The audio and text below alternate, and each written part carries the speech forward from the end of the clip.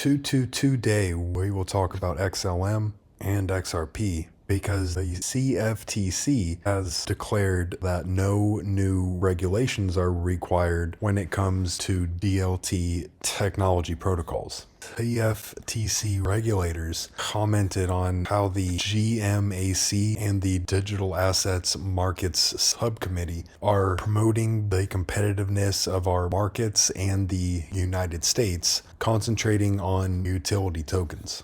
And right after the CFTC released its own statement, Stellar and Franklin Templeton were talking about the Stellar Tokenized Government Bond Fund, which we have an example of here. Despite the clarity that Stellar and XLM appear to have, Ripple and XRP are still caught up in a couple of lawsuits and things. It appears as if the case with the SEC could come to an end with the change in administration in January. However, the SEC is still insisting that XRP itself is a security behind closed doors. And on top of all of this, Coinbase Derivatives has added futures contracts for Stellar and for Silver, which is interesting as I have recently talked about how Kinesis is tokenizing physical metals on a fork of Stellar. The new administration is considering the CFTC to run digital asset regulations, and XLM is currently in a contract that is regulated by the CFTC. CFTC Commissioner Carolyn Pham is talking about how the GMAC has been putting forth proposals providing regulatory clarity, a tokenized collateral proposal, and the first ever digital asset taxonomy. And Stellar is a part of the GMAC committee itself. The MAS stood up their regulatory sandbox in 2018. It's time for us to do these pilot programs now. And the GMAC has been putting forward proposals as well to provide that regulatory clarity. Tokenized collateral proposal is coming up on November 21st, and there's already been the first ever GMAC US digital asset taxonomy. That will help to bridge that gap so that American can catch up with the regulatory clarity for crypto assets around the world that we're still lacking. Carolyn Pham has also been in talks with Ripple since as recently as 2022.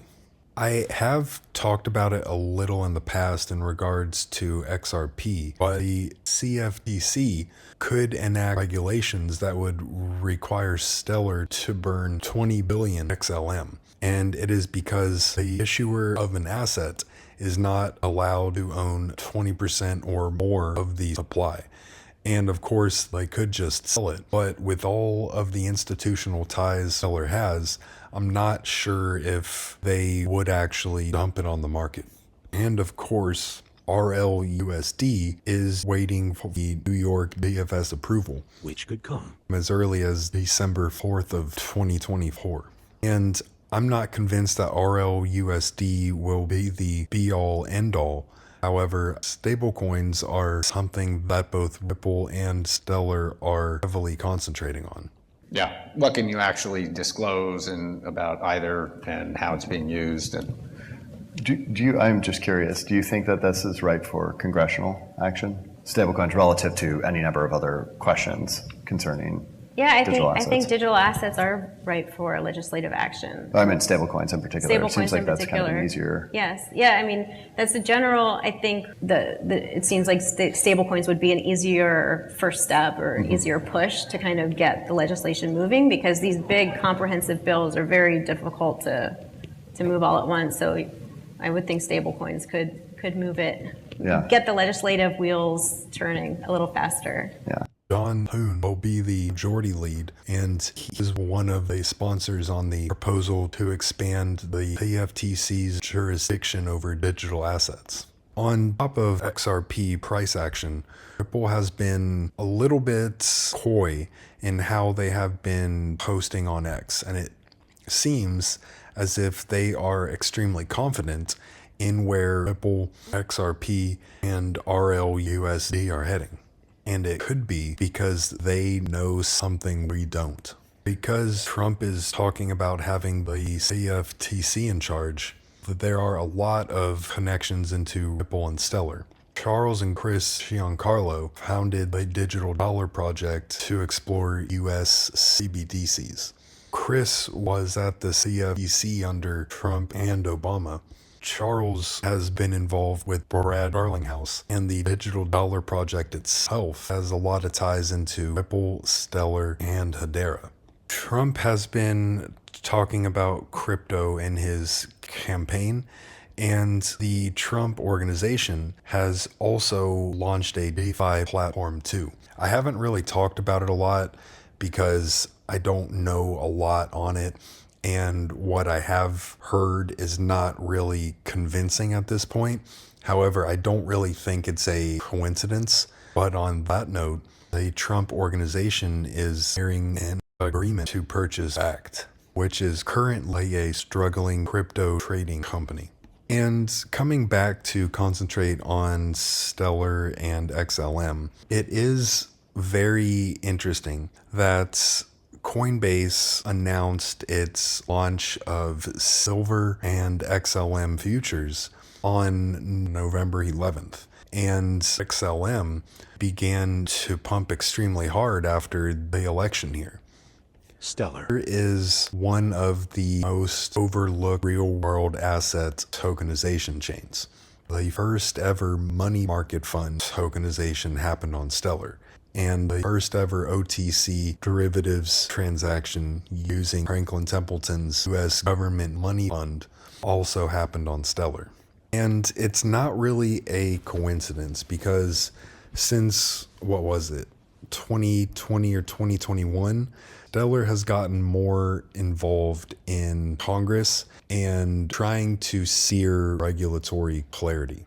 Further on this topic from GMAC member Jason Chapala, COO, Stellar Development Foundation. Jason, you have the floor.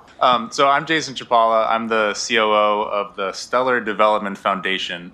Stellar is one of the oldest public blockchains, or so-called layer ones. And our mission is to try to promote equal access to the global financial system. So certainly in a post-FTX world, people often talk about where are the use cases for crypto and for blockchain. And so that's what I want to talk about today, is a use case, if you go to the first slide, a use case that we are doing on the Stellar network. We call it Stellar Aid Assist, and it's a first-of-its-kind aid disbursement system on the Stellar network that enables the delivery of urgently needed cash assistance to vulnerable populations. And this was inspired by the situation in Ukraine, and that's where it's being piloted right now with the UN High Commissioner for Refugees. Since this time, it has come out that the Ukrainian Association of Banks are running on the Prozora network, which is built on Stellar. And of course, Stellar is on the advisory board for the CFTC Board for Crypto Regulation, which is called out here. And it is also interesting that the ISDA is in there, which is the International Swaps and Derivatives Association, which could possibly have some ties into Coinbase offering futures contracts for XLM. Here is an article on the Stellar website talking about that. And it calls out that the advisory committee also includes JPM, Goldman Sachs, and BlackRock.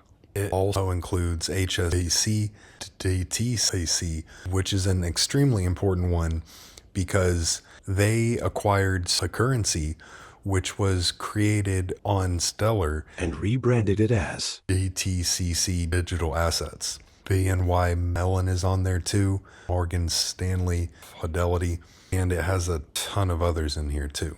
It is an interesting coincidence that the CEO of Stellar was in Washington, D.C. discussing digital asset regulation on the exact same day that X cured an MTL in D.C. And I haven't talked about it in a few months now.